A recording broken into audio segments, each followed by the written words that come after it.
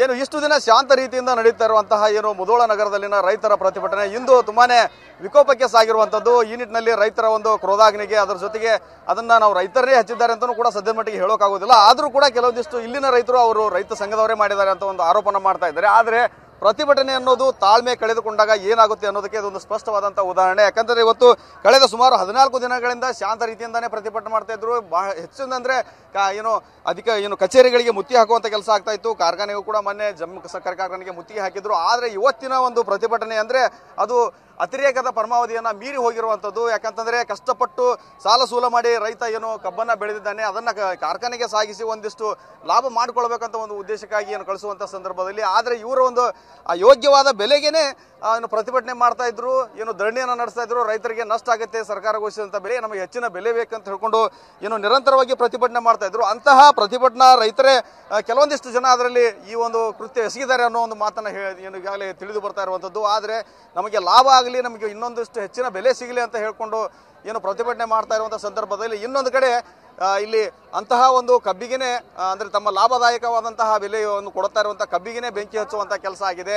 ಆ ದೃಶ್ಯವನ್ನು ನಾನು ತೋರಿಸ್ತಾ ಇದ್ದೀನಿ. ಈಗಾಗಲೇ ಸಂಪೂರ್ಣವಾಗಿ ಏನು ಕಬ್ಬಿನ ಬೆಳೆ ಸುಟ್ಟು ಕರಕಲಾಗಿರುವಂಥದ್ದು, ಅದು ಹಸಿ ತೇವಾಂಶ ಹೊಂದಿದ್ರಿಂದ ಅಷ್ಟರ ಮಟ್ಟಿಗೆ ಅದಕ್ಕೆ ತೊಂದರೆ ಆಗಿಲ್ಲ. ಅಂದ್ರೂ ಕೂಡ ಬಹುತೇಕವಾಗಿ ರೈತರಿಗೆ ಇಲ್ಲಿ ಲಕ್ಷಾಂತರ ರೂಪಾಯಿ ನಷ್ಟ ಆಗಿದೆ. ಆ ಒಂದು ದೃಶ್ಯಾವಳಿಗಳನ್ನ ತೋರಿಸ್ತೀವಿ, ನೋಡ್ತಾ ಇರ್ಬೋದು. ಸಾಕಷ್ಟು ಸಂಖ್ಯೆಯಲ್ಲಿ ಕೂಡ ಇಲ್ಲಿ ಕಬ್ಬನ್ನ ಕಳಿಸಿದಂತ ರೈತರು, ಸುತ್ತಮುತ್ತಲಿನ ರೈತರು ಕೂಡ ಇಲ್ಲಿ ಬಂದು ಜಮಾವಣೆ ಆಗಿರುವಂತದ್ದು. ಇಷ್ಟು ಹೊತ್ತಿನವರೆಗೂ ಕೂಡ ತಮ್ಮ ಕಬ್ಬನ್ನ ತಾವೇ ಸ್ವತಃ ರಕ್ಷಿಸಿಕೊಳ್ಳುವಂತಹ ಕೆಲಸವನ್ನು ಕೂಡ ಇಲ್ಲಿನ ರೈತರು ಅವನ್ನ ರಕ್ಷಿಸೋಕೆ ಹರಸಾಹಸ ಪಟ್ಟರು. ಈಗ ನಾವು ತೋರಿಸ್ತಾ ಇದ್ವಿ, ಕಬ್ಬು ಸಂಪೂರ್ಣವಾಗಿ ಕಪ್ಪು ಮಣ್ಣಕ್ಕೆ ತಿರುಗಿರುವಂತದ್ದು. ಏನು ಕಬ್ಬು ತುಂಬಿದ ಟ್ರ್ಯಾಕ್ಟರ್ನ ಮೇಲ್ಭಾಗದಲ್ಲಿ ಹೊಗೆ ಕೂಡ ಇಂದಿಗೂ ಕೂಡ ಅಂದ್ರೆ ಹೊಗೆ ಆಡ್ತಾ ಇದೆ ಅಂತಂದ್ರೆ ಅದು ಬೆಂಕಿಯ ಒಂದು ಪ್ರಭಾವ ಎಷ್ಟು ಮಟ್ಟಿಗೆ ಇತ್ತು ಅನ್ನೋದಕ್ಕೆ ಇದೊಂದು ಸ್ಪಷ್ಟವಾದ ಸಾಕ್ಷಿ. ಅದರ ಜೊತೆಗೆ ಇನ್ನೊಂದು ಕಡೆ ನಾವು ತೋರಿಸ್ತಾ ಇದೀವಿ, ಈಗಾಗಲೇ ಒಂದು ಫೈರ್ ಎಂಜಿನ್ ಕೂಡ ಬರ್ತಾ ಇದೆ.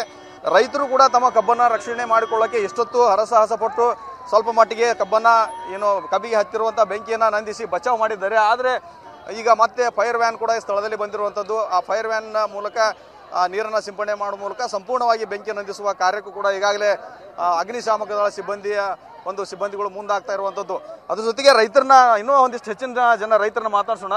ಅದಕ್ಕೂ ಮುನ್ನ ನಾವು ಇಲ್ಲೊಂದಿಷ್ಟು ಟ್ರ್ಯಾಕ್ಟರ್ನ ಸ್ಥಿತಿಗತಿಗಳನ್ನ ತೋರಿಸ್ತಾ ಇದೀವಿ. ಎಷ್ಟು ಮಟ್ಟಿಗೆ ಸುಟ್ಟು ಕರಕಲಾಗಿದೆ ಅನ್ನೋದನ್ನ ಇಲ್ಲಿ ದೃಶ್ಯದಲ್ಲಿ ನೋಡ್ತಾ ಇರ್ಬೋದು.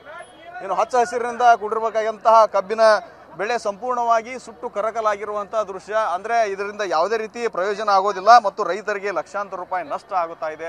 ಈ ನಿಟ್ಟಿನಲ್ಲಿ ರೈತರು ತುಂಬಾನೇ ಆಕ್ರೋಶವನ್ನು ವ್ಯಕ್ತಪಡಿಸ್ತಾ ಇದ್ದಾರೆ. ನಮಗೆ ಈ ರೀತಿ ತೊಂದರೆ ಕೊಟ್ಟರೆ ಏನು ಸಿಗುತ್ತೆ ಅನ್ನೋ ಒಂದು ವಿಚಾರಕ್ಕೆ ಇದನ್ನ ಮಾಡಿದವರು ರೈತ ಸಂಘದವರೇ ಅನ್ನೋ ಒಂದು ಆರೋಪವನ್ನು ಕೂಡ ಇಲ್ಲಿನ ರೈತರು ಮಾಡ್ತಾ ಇದ್ದಾರೆ. ಇನ್ನೊಂದಿಷ್ಟು ಜನ ರೈತರನ್ನ ಮಾತನಾಡ್ಸೋಣ, ಏನ್ ಹೇಳ್ತಾರ ಅಂತಂದು. ಸರ್, ಈಗ ಎಸ್ಪೆಷಲಿ ಈ ತರ ಒಂದು ಆಗಿ ಹೋಯ್ತು, ದುರ್ಘಟನೆ ನಡೆದು ಹೋಯ್ತು, ಏನ್ ಹೇಳ್ತೀರಿ? ಈಗ ರೈತರಿಗೆ ತುಂಬಾನೇ ನಷ್ಟ ಅಲ್ಲ, ಇದಿಷ್ಟೆಲ್ಲ ಕಷ್ಟಪಟ್ಟು ಬೆಳೆದಿರ್ತೀರಿ. ಈಗ ಅವ್ರು ಆಕ್ಚುಲಿ ರೈತರ ಅಲ್ಲ ಸರ್, ಈಗ ರೈತರ ಒಳ್ಳೇದಕ್ಕೋಸ್ಕರ ಅವ್ರು ಮಾಡ್ತಾ ಇದ್ದಾರೆ ಹೋರಾಟ. ರೈತರ ಹೋರಾಟಕ್ಕೋಸ್ಕರ ಈ ತರ ಅವ್ರು ಹೋರಾಟ ಮಾಡ್ತಿದ್ದಾರೆ.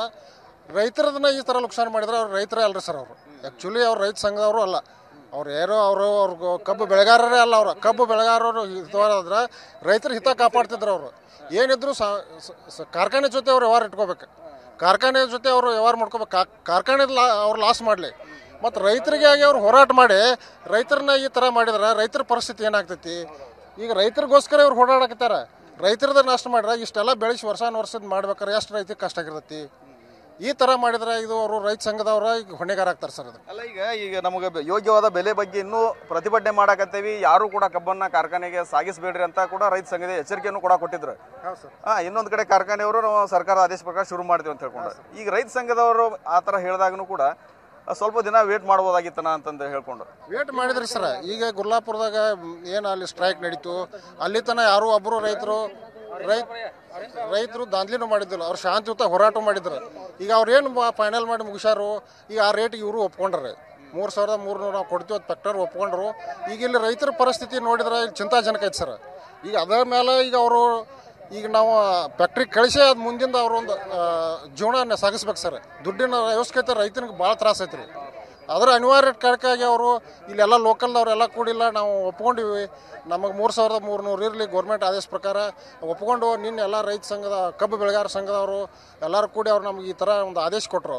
3,300 ನಾವು ಕೊಡ್ತೀವಿ ಅಂತ ಲೆಟರ್ ತೊಗೊಂಡು ಈಗೇನು ಬೆಳಗಾವಿ ಡಿಸ್ಟ್ರಿಕ್ನಾಗ ಮಾಡ್ಯಾರೋ ಆ ಥರ ನಾವು ಇರ್ತೀವಿ ಅಂತ ಹೇಳಿ ಅವ್ರು ಒಪ್ಕೊಂಡು ಚಾಲೂ ಮಾಡಿದ್ರಿ ಸರ್. ಮಾಡಲಿ, ಏನು ತೊಂದರೆ ಇಲ್ಲ. ಅವ್ರು ಬಂದು ಫ್ಯಾಕ್ಟ್ರಿಯವ್ರ ಜೊತೆ ಹೋರಾಟ ಮಾಡಲಿ, ಫ್ಯಾಕ್ಟ್ರಿಗೆ ಹಾನಿ ಮಾಡಲಿ. ರೈತರಿಗೆ ಹಾನಿ ಅವ್ರು ರೈತರಿಗೆ ಒಳ್ಳೇದು ಮಾಡೋಕ್ಕೋಸ್ಕರ ಹೋರಾಟ ಮಾಡತ್ತಾರೋ ಅಥವಾ ರೈತರಿಗೆ ಲಾಸ್ ಮಾಡ್ತಾರೋ ಅಂತ ಅವರ ವಿಚಾರ ಮಾಡಬೇಕು. ಈ ರೈತರ ಮಧ್ಯೆ ಭಿನ್ನಾಭಿಪ್ರಾಯ ಮತ್ತು ಮೂಡದ ಒಮ್ಮತದಿಂದನೇ ಹಿಂಗಾತನ ರೈತರ ಮತ್ತು ಭಿನ್ನಾಭಿಪ್ರಾಯ ಅನ್ನೋಕ್ಕಿಂತಲೂ ಇವ್ರು ರೈತರಲ್ರಿ ಸರ್. ಇಲ್ಲಿ ದಂಧೆ ಮಾಡಿದವರು ರೈತನಲ್ರಿ.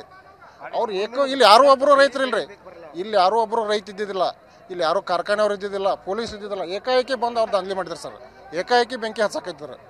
ಅದೇನೋ ಘರ್ಷಣೆ ಆಗಿ ಏನೋ ವಿಕೋಪಕ್ಕೆ ಹೋದ್ರೆ ಅದೊಂದು ಮಾತು ಬೇರೆ. ಅವ್ರು ಡೈರೆಕ್ಟಾಗಿ ಮಾಡ್ಯಾರ ಸರ್. ಈಗ ಬೆಂಕಿ ಹಚ್ಚಿ ಸುಟ್ಟು ಕರ್ಕಲಾಗೈತಲ್ಲ, ಇದೆಲ್ಲ ಲಾಸ್ ಏನೋ? ಇದರಿಂದ ಏನಾದ್ರು ಸಿಗುತ್ತೆ ಸರ್? ಇದು ಏನು ಟೋಟಲಿ ಲಾಸ್ ಇದ್ದಂಗೆ ಸರ್. 20-25 ಲಕ್ಷ ರೂಪಾಯಿ ಒಂದು ಗಾಡಿ ಕಿಮ್ಮತ್ ಆಕೈತೆ ಸರ್. ಅವು ಗ್ಯಾಂಗಿಗೆ 10-15 ಲಕ್ಷ, ಟೋಟಲ್ 40-45 ಲಕ್ಷ ರೂಪಾಯಿ ಒಬ್ಬ ಇನ್ವೆಸ್ಟ್ಮೆಂಟ್ ಮಾಡಿರ್ತಾನೆ ರೀ. ಒಬ್ಬ ರೈತ ಒಂದು 2 ಎಕರೆದ 3 ಎಕರೆದ ಅವ್ನು ಸಾಲ ಸೋಲ ಮಾಡಿ ಅದು ಮಾಡಿರ್ತಾನೆ ರೀ. ಈಗ ಅವ್ನು ಯಾರನ್ನ ಕೇಳ್ಬೇಕು ರೀ? ಕಾರ್ಖಾನೆ ಅವ್ರನ್ನ ಕೇಳಬೇಕು, ರೈತ ಸಂಘದವ್ರನ್ನ ಕೇಳಬೇಕು, ಗೌರ್ಮೆಂಟ್ ಕೇಳಬೇಕು ರೀ. ಇದಕ್ಕೆ ಯಾರು ಹೊಣೆಗಾರ ರೀ? ಅದನ್ನು ರೈತರಾದವ್ರು ನಾವು ವಿಚಾರ ರೈತರು ಫ್ಯಾಕ್ಟ್ರಿ ಜೊತೆ ಹೋರಾಟ ಮಾಡಲಿ, ಫ್ಯಾಕ್ಟ್ರಿದು ಲಾಸ್ ಮಾಡಲಿ. ರೈತರದ್ದು ಯಾಕೆ ಲಾಸ್ ಮಾಡ್ಬೇಕ್ರಿ ಅವರು? ಅವ್ರ ಜೊತೆ ಹೋರಾಟ. ಸರ್, ಏನಾಗೈತ್ರಿ ಅದು ಆ್ಯಕ್ಚುಲಿ ಅದು ತುಂಬ ರೈತರು ಒಂದು 20-25 ಟನ್ ಗಂಟ್ಲೆ ಕಬ್ಬ ಕಳಿಸಿರ್ತಾರೆ. ಈಗ ಸುಟ್ಟೊಂದು 7-8 ಟನ್ ಇಷ್ಟ ಆಗಿರ್ತೈತ್ರಿ. ಅದು ರೈತರಿಗೆ ಭಾಳ ಅಂದ್ರೆ ಭಾಳ ಇದಾಗಿರ್ತದೆ. ಭಾಳ ಲುಕ್ಸಾನ್ ಆಗೈತೆ ಸರ್. ಸಾಲ ಸೋಲ ಮಾಡಿ ಎಲ್ಲೂ ಬಡ್ಡಿ ಹಂಗೆ ತೆಗಿಸಿ ಎಷ್ಟೋ ಗಂಟ್ಲೆ ಇದು ಮಾಡಿರ್ತಾರೆ ಸರ್. ಏನು ಮಾಡಿರ್ತಾರೆ ರೀ, ಗ್ಯಾಂಗ್ನವು ಅಡ್ವಾನ್ಸ್ ಕೊಟ್ಟ ಅದ್ರ ಜೊತೆಗೆ ಗ್ಯಾಂಗಿಂಗ್ ಆಳಿಗೆ ಇತ್ತಿಷ್ಟು ಅಂತ ಕೊಡ್ತಾರೆ ಸರ್. ಲಕ್ಷ ಗಂಟ್ಲೆ ಕೊಡ್ತಾರೆ ಸರ್. 50,000 ಲಕ್ಷ ಗಂಟೆ 2 ಲಕ್ಷ ಗಂಟ್ಲೆ ಕೊಡ್ತಾರೆ ಸರ್. ಅದು ಭಾಳ ರೈತಗಂದ ಗ್ಯಾಂಗ್ ಮಾಡಿದವ್ರಿಗಾಗಲಿ ಗ್ಯಾಂಗ್ ಮಾಲೀಕರಿಗಾಗಲಿ ಭಾಳ ನಷ್ಟ ಆಗೈತೆ ಸರ್. ಇದಿಷ್ಟು ಇಲ್ಲಿನ ರೈತರ ಮಾತು. ಯಾಕಂತಂದ್ರೆ ರೈತರಿಗೆ ಲಾಭ ಆಗಲಿ ಅಂತ ಹೇಳ್ಕೊಂಡೇ ಪ್ರತಿಭಟನೆ ಮಾಡ್ತಾ ಇರುವಂತದ್ದು. ಆದರೆ ರೈತರಿಗೆ ಈ ರೀತಿ ನಷ್ಟ ಆದರೆ ಏನು ಪ್ರಯೋಜನ ಬಂತು ಅನ್ನೋ ಮಾತನ್ನು ಹೇಳ್ತಾ ಇದ್ದಾರೆ. ಲಕ್ಷಾಂತರ ರೂಪಾಯಿ ಸಾಲ ಸೂಲ ಮಾಡಿ ಬಿತ್ತಿ ಬೆಳೆದಿರ್ತೀವಿ, ಆದರೆ ಈ ತರ ಸುಟ್ಟು ಕರಕಲಾಗುತ್ತೆ. ಮತ್ತು ಇದರಿಂದ ಯಾವುದೇ ರೀತಿ ನಮಗೆ ಕಾರ್ಖಾನೆಗೂ ಕೂಡ ಒಂದು ಯೋಗ್ಯವಾದ ಬೆಲೆನೂ ಸಿಗೋದಿಲ್ಲ. ಇದನ್ನ ಕಾರ್ಖಾನೆಯವರು ತಗೋದೊಳಗು ಅಂದ್ರೆ ಅದನ್ನ ಖರೀದಿನೂ ಕೂಡ ಮಾಡೋದಿಲ್ಲ ಅನ್ನೋ ಮಾತನ್ನು ಕೂಡ ಇಲ್ಲಿನ ರೈತರು ಹೇಳ್ತಾರೆ. ಒಟ್ಟಿನಲ್ಲಿ ಹೇಳ್ಬೇಕಂತಂದ್ರೆ ಶಾಂತಯುತವಾಗಿ ಏನು ನಡೀತಾ ಇದ್ದ ಪ್ರತಿಭಟನೆ ವಿಕೋಪಕ್ಕೆ ಹೋಗಿ ಇಷ್ಟೊಂದು ದುರಂತಕ್ಕೆ ಕಾರಣವಾಗಿದ್ದು ನಿಜವಾಗ್ಲೂ ವಿಪರ್ಯಾಸ. ಕ್ಯಾಮ್ರಾಮನ್ ಬಾಪು ಜೊತೆ ರವಿ ಮುಖಿ, TV9 ಬಾಗಲಕೋಟೆ.